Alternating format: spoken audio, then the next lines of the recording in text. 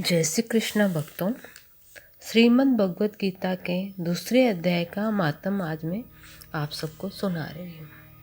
कृपया करके ध्यान से इस मातम को सुनने की कोशिश कीजिए और मेरे चैनल को ज़्यादा से ज़्यादा सब्सक्राइब, लाइक और शेयर कीजिए। श्री भगवान कहते हैं, लक्ष्मी, प्रथम अध्याय के मातम का उत्तम उपाख्यान मैंने तुम्हें सुना दिया। अब अन्य अध्यायों के मातम श्रवण करो। दक्षिण दिशा में देववेता ब्राह्मण के पुरंदरपुर नामक नगर में श्रीमान देव शर्मा नामक एक विद्वान ब्राह्मण रहते थे। वे अतिथियों के पूजक, स्वाध्यायशील, वेद शास्त्रों के विशेषज्ञ, यज्ञों के अनुष्ठान करने वाले और तपस्वियों के सदा ही प्रिय थे। उन्होंने उत्तम द्रव्यों के द्वारा अग्नि में हवन करके दीर्घ काल तक देवताओं को तृप्त किया, किंतु उन धर्मात्मा ब्राह्मण को कभी सदा रहने वाले शांति न मिली। वे परम कल्याणमय तत्व का ज्ञान प्राप्त करने की इच्छा से प्रतिदिन प्रचुर सामग्रियों के द्वारा सत्य संकल्प वाले तपस्वियों की सेवा करने लगे। इस प्रकार शुभ आचरण करते हुए उन्हें बहुत समय बीत गया। तदंतर एक दिन पृथ्वी पर उनके समक्ष एक त्यागी महात्मा प्रकट हुए। वे पूर्ण अनुभवी, आकांक्षा रहित, नासिका के अग्रभाग पर दृष्टि रखने वाले तथा शांति चित्त थे। निरंतर परमात्मा के चिंतन में संलग्न हो वे सदा आनंद विभोर रहते थे। देव शर्मा ने उन नित्य संतुष्ट तपस्वी को शुद्ध भाव से प्रणाम किया और पूछा, महात्मन, मुझे शांतिमय स्थिति कैसे प्राप्त होगी? तब उन आत्मज्ञानी संत ने देव शर्मा को सोपुर ग्राम के निवासी मित्रवान का, जो बकरियों का चरावाह था, परिचय दिया और कहा, वही तुम्हें उपदेश देगा।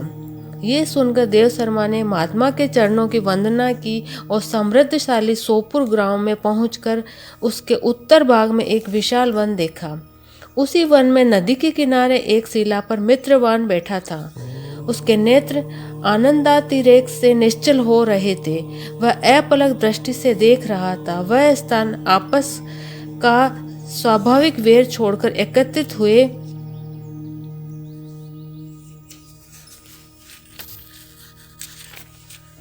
परस्पर विरोधी जंतुओं से घिरा था। वहां उद्यान में मंद मंद वायु चल रही थी।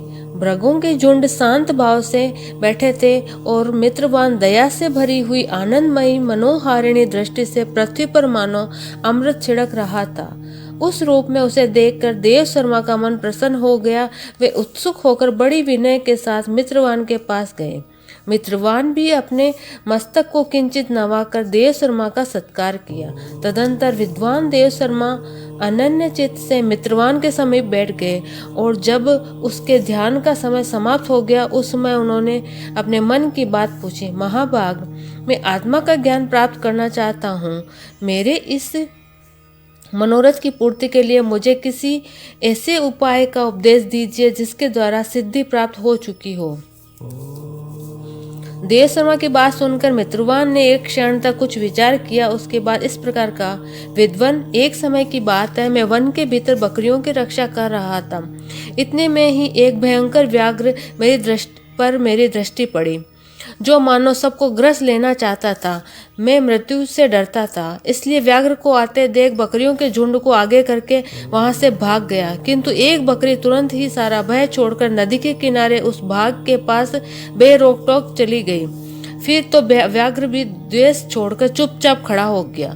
उसे इस अवस्था में देखकर बकरी बोली, व्याघ्र, तुम्हें तो अभिष्ट भोजन प्राप्त हुआ है। मेरे शरीर से मांस निकालकर प्रेम पूर्वक खाओ न। तुम इतनी देर से खड़े क्यों हो? तुम्हारे मन में मुझे खाने का विचार क्यों नहीं हो रहा है?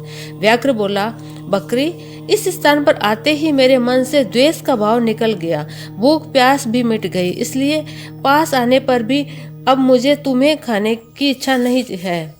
व्याघ्र के यूं कहने पर बकरी बोली, न जाने मैं कैसे निर्भय हो गई हूँ।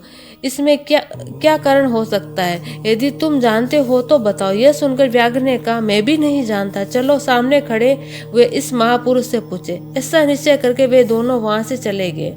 उन दोनों के स्वभाव में एक विचित्र परिवर्तन देखकर मैं बहुत विस्मय में पड़ा था। इतने में ही उन्होंने मुझसे ही आकर प्रश्न किया। वहाँ वृक्ष की शाखा पर एक वनराज था। वह उन दोनों के साथ मैंने भी वनराज से पूछा, विप्रवर। मेरे पूछने पर वनराज ने आदरपूर्वक कहा, अजापाल सुनो, इस विषय में मैं तुम्हें प्राचीन वृत्तांत सुनाता हूँ। ये सामने वन के भीतर जो बहुत बड़ा मंदिर है उसकी ओर देखो। उसमें ब्रह्मा जी का स्थापित किया हुआ एक शिवलिंग है। पूर्व काल में यहाँ सुशर्मा नामक एक बुद्धिमान महात्मा रहते थे जो तपस्या में संलग्न होकर इस मंदिर में उपासना करते थे।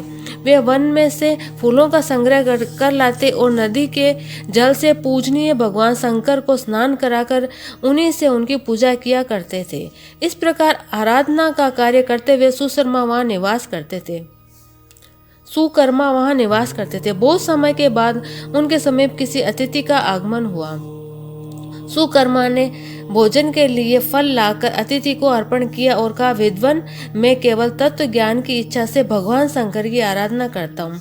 आज इस आराधना का फल परिपक्व होकर मुझे मिल गया है, क्योंकि इस समय आप जैसे महापुरुष ने मुझ पर अनुग्रह किया है। सुकर्मा के ये मधुर वचन सुनकर तपस्या के धनी महात्मा अतिथि को बड़ी प्रसन्नता हुई। उन्होंने एक शिला खंड पर गीता का दूसरा अध्याय लिख दिया और ब्राह्मण को उसका पाठ व अभ्यास के लिए आज्ञा देते हुए कहा, ब्राह्मण, इससे तुम्हारा आत्मज्ञान संबंधी मनोरथ अपने आप सफल हो जाएगा। यूं कहकर वे बुद्धिमान तपस्वी सुकर्मा के सामने ही उनके देखते देखते अंतर्ध्यान हो गए। सुकर्मा विस्मित होकर उनके आदेश के अनुसार निरंतर गीता के द्वितीय अध्याय का अभ्यास करने लगे। तदंतर दीर्घ काल के पश्चात अंतःकरण शुद्ध होकर उन्हें आत्मज्ञान की प्राप्ति हुई। फिर वे जहाँ जहाँ गए वहाँ तपोवन शांत हो गया। उन्होंने शीत, उष्ण और राग द्वेष आदि की बाधाएं दूर हो गई। इतना ही नहीं, उन स्थानों में भूख प्यास का कष्ट भी जाता रहा तथा भय का सर्वताबा हो गया। यह सब द्वितीय अध्याय का जप करने वाले सुकर्मा ब्राह्मण की तपस्या का ही प्रभाव समझो। मित्रवान कहता है, वनराज के यूं कहने पर प्रसन्नतापूर्वक बकरी और बाघ के साथ उस मंदिर की ओर गया। वहां जाकर शिलाखंड पर लिखे हुए गीता के द्वितीय अध्याय को मैंने देखा और पढ़ा। उसी की आवृत्ति करने से मैंने तपस्या का पार पा लिया। अतः भद्र पुरुष, तुम भी सदा द्वितीय अध्याय की ही आवृत्ति किया करो। ऐसा करने पर मुक्ति तुमसे दूर नहीं रहेगी। श्री भगवान कहते हैं, प्रिय मित्रवान के इस प्रकार आदेश देने पर देव शर्मा ने उनका पूजन किया और उसे प्रणाम करके पुरंदरपुर की राह ली। वहाँ किसी देवालय में पूर्वोक्त आत्मज्ञानी महात्मा को पाकर उन्होंने ये सारा वृत्तांत निवेदन किया और सबसे पहले उन्हीं से द्वितीय अध्याय को पढ़ा। उनसे उपदेश पाकर शुद्ध अंतःकरण वाले देव शर्मा प्रतिदिन बड़ी श्रद्धा के साथ द्वितीय अध्याय का पाठ करने लगे।